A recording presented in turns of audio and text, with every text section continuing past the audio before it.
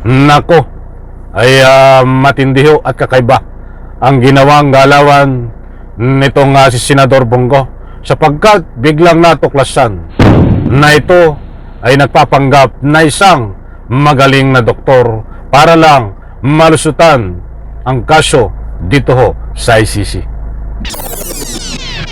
Alright, welcome back to my YouTube channel. I'm Andy's Vlog. Matindi ho itong natuklasan na ito. Talagang patindi ng patindi ang galawan ho na pagpapanggap nitong si Senador Bongo, sapagkat mga kaibigan, Senador Bongo natuklasan nagpapanggap na isang magaling na doktor. Ay gaano ho katindi yan. Kung magugunita nyo po mga mahal na taga-subaybay, ito ay nagpapanggap na isang mahirap.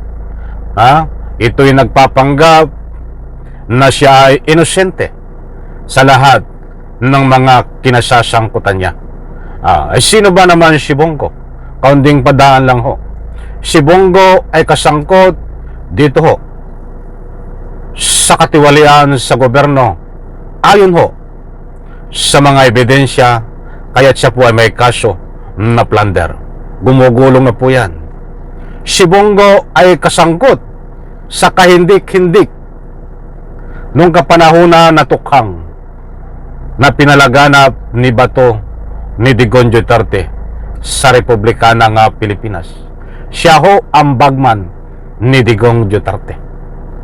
Si Bongo ay sangkot di umano dito sa bilyones na pera. Kasangkot ang kanyang pamilya na inaward ang budget na bawal ho yun.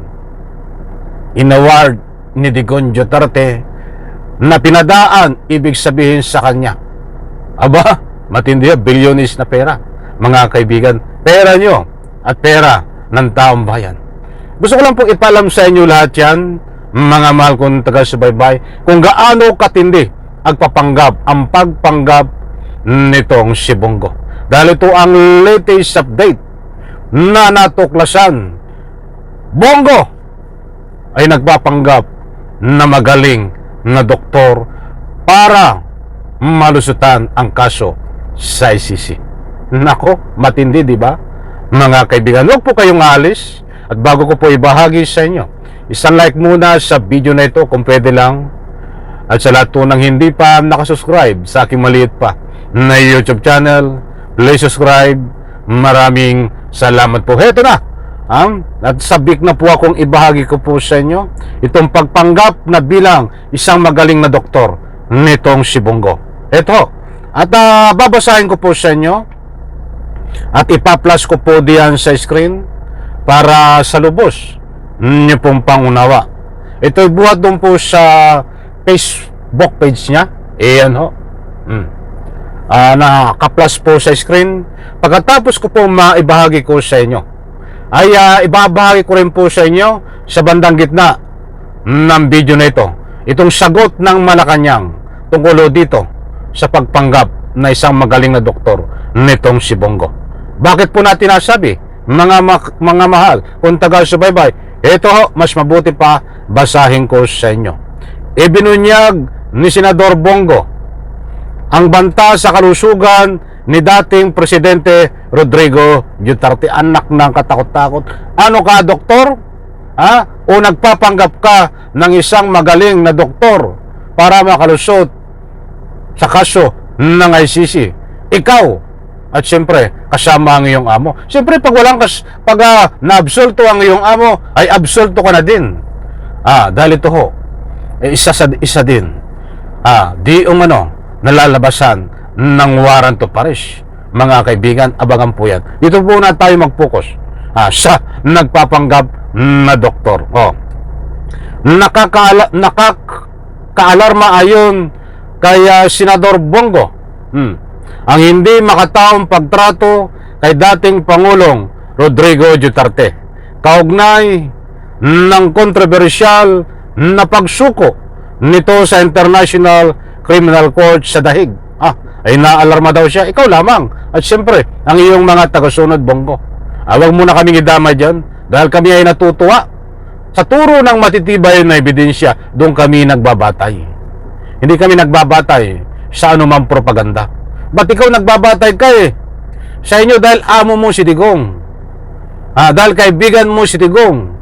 Tatay nga ang tawag mo Di ba? So wala kaming pakialam doon.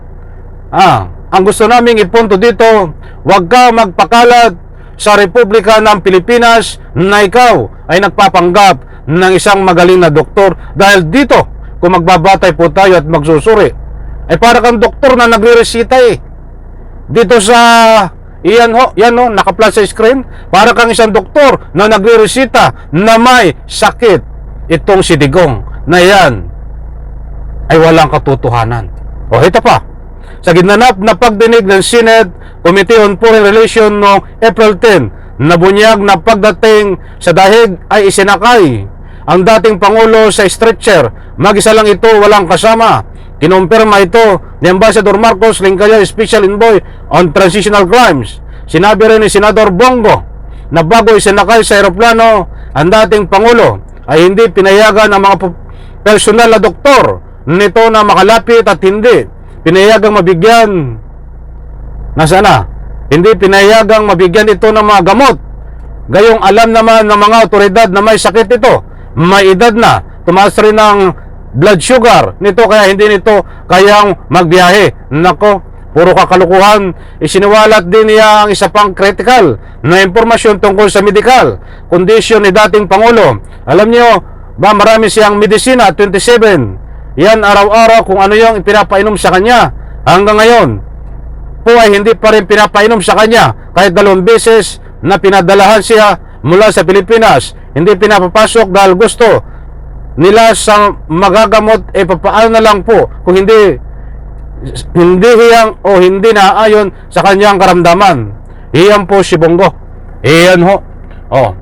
Mga kaibigan, marami niyang power effect dito na nag-aasta na isang magaling na doktor na pinapalabas niya ayon sa kanyang pagsusuri ang dating Presidente Digong ay may sakit. Mga kaibigan, ayon po sa kanya. Ito po ang sagot ng Malacanang. Ibabahagi ko po sa inyo.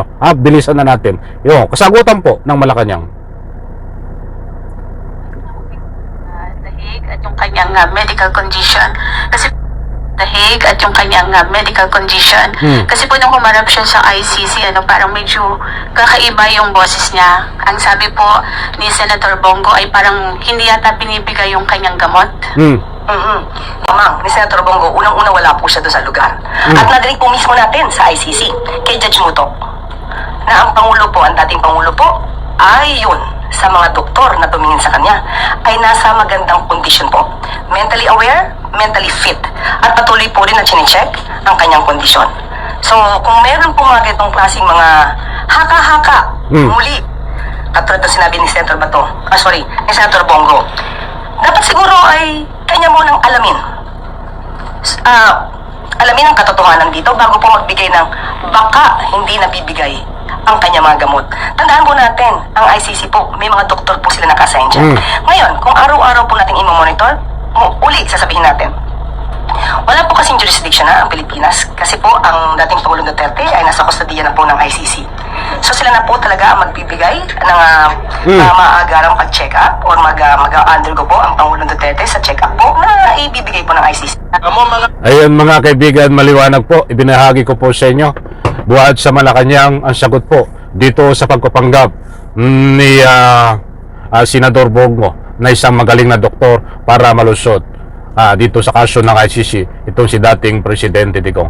Medyo kinulang po tayo sa oras, hindi ko masyado nabigyan ng anumang public opinion. Bigyan po natin ng parto. Alam ko po naman na naunawaan nyo ang gusto kong ipunto, basta't mga kaibigan, ayon sa binahagi ko po sa inyo ay biglang natuklasan dito na itong si Senador Bongo ay biglang nagpanggap na isang magaling na doktor para lang makalusot dito sa kaso ng ICC itong dati niyang amo o amo pa niya hanggang ngayon na itong si dating Presidente Digong.